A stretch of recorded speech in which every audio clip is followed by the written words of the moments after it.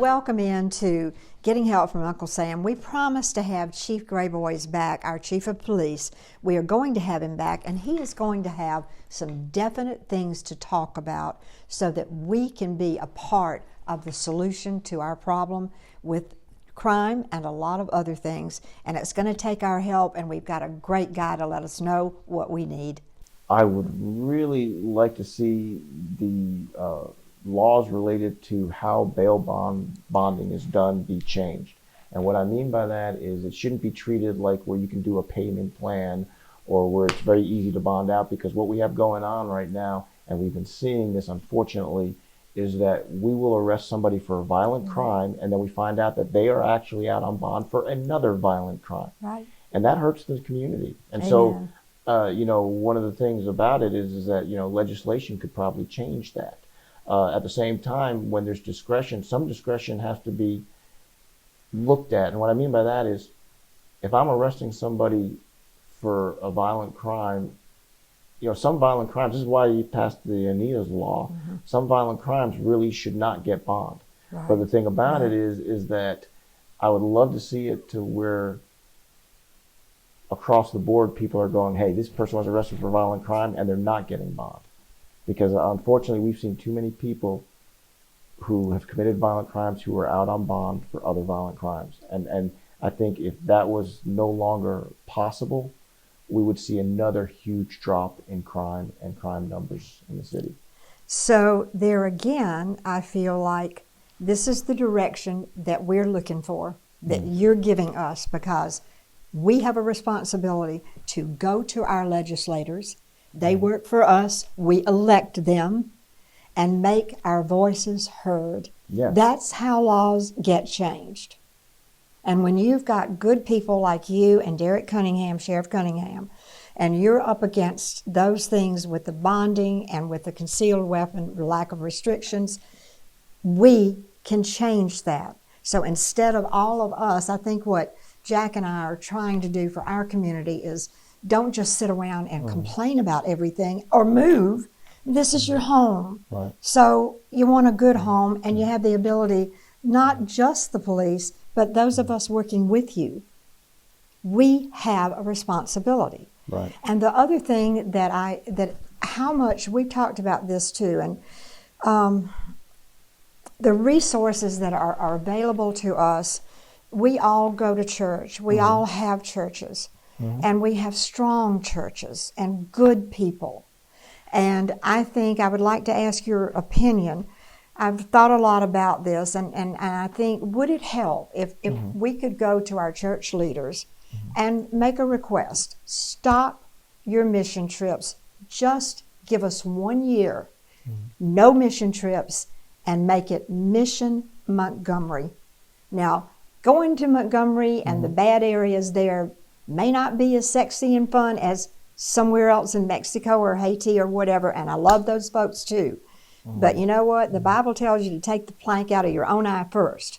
And I would love to see a Mission Montgomery where you could clean up our home. I think that's a great idea. One thing I'd want to say too, there's no bad areas in Montgomery. There might be bad people in Montgomery that we arrest. That's true. And those bad people can make an area feel unsafe, and that's why we want to respond. That's why we want to talk to people. So some of the easiest ways people can let us know about things that's the whole see something, say something, so we can target and go after those bad people. Because one of the things about it is this whole past year, one of the reasons we've seen the good results that we've been seeing is we've been going after the bad people, and we're not going to stop. So I just want to make that point. And I love what you said though about having churches and organizations in the city say, hey, yeah, Mission Montgomery, because you're right. Charity starts at home. Right. We have a need here. We need young people to get involved in their community. We need young people to actually say, hey, you know what? Before I go off to do a job making millions, maybe I'll do a job in public service for 3 or 4 years. We need adults who will encourage that. Or rather than do a 2 or 3 year mission overseas somewhere, do a 2 or 3 year mission working for the police department or working for the fire department or working for communications or working for some city agency that they can really help. You know, it's very similar to when you think about this, the young people who sign up to do Teach America because Right, they really right. believe in the country and they want to do some things to help. Well, why not do that right here? You don't even have to join a formal program with the federal government. You can join a program with the city of Montgomery because we have job openings where you could do 2 or 3 years of really good service that will make this a better place True. and join us. Give So, us that. Give us that yeah. spot to go to. For I that will. too. It's joinmgmblue.com. Again, that's That's easy. joinmgmblue.com. Okay. And if you go there, you'll see listings for police officers. You'll see listings for people who are already officers, like laterals. Okay. You'll see listings for cadets, who are people who, let's say you just graduated high school, okay? You're 18 years old, you just graduated high school. You can actually join the Montgomery Police Department and become a cadet, where you will get not only full benefits and education incentives where we'll pay for your college, but you get a great paycheck as well as those full benefits. And you started on a career that actually can lead somewhere. Or, you know, like I said, you just want to do 2 or 3 years of public service. Well, still, you take advantage of working with us and learning from us for 3 years. And then, you know, you go into your private sector job. I mean, it's a really good path. So you can become a cadet through that. Another thing is, let's say you don't want to be a police officer at all, but you still want to serve the city. Okay. Well, then if you go to that same website, you would just click on opportunities that are not law enforcement opportunities. Basically, we call them professional staff. Okay. And you could click on that, and then you could find a job working as like a records clerk.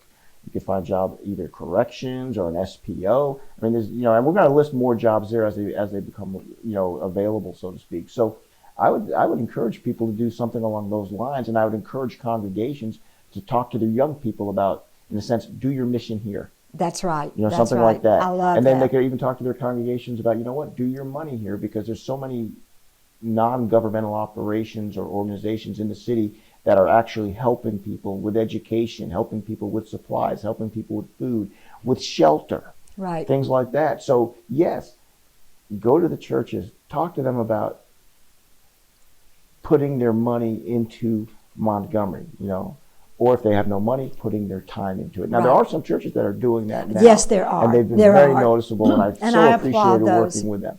But if there's any churches out there, and you know, that want to do maybe a self-examination, you know, is every church doing that? How involved is your church? You know what I mean? I mean, so I I'd say, do. so people watching this, I'd say, you know, look at your own congregation and say, how involved is my church? Is my church as involved as I think it should be? And if I don't think it should be, you know, if I don't think it's as involved as it should be, then I want to go talk to my pastor, or I want to talk to my preacher, you know, or whoever the president of my congregation is, and I'm gonna say something to them. And I think people get involved by having conversations.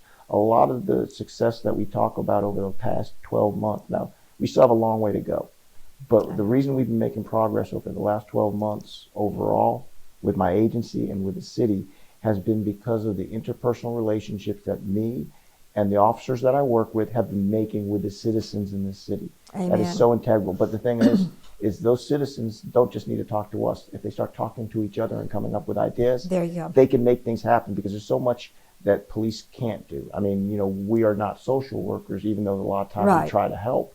And yet social programs are so integral to making the city safer. So I would say, get involved. I agree with you, and I feel like we have that responsibility. And there's some sayings that are always going to be true, Chief, and that bad things happen because good people do nothing. Yes. And we can't have that. There are too many good people out there. Yes. And I see it positively, and I think there's hope. And you are a bright light as far as I'm concerned, and all the people with whom you work have been a delight. So Thank you so we much. thank you very much for taking your time to come in. Legislation, listen to what Chief has had to say, and let's go do something about it, because we can. And thank you for being with us, and we'll be right back.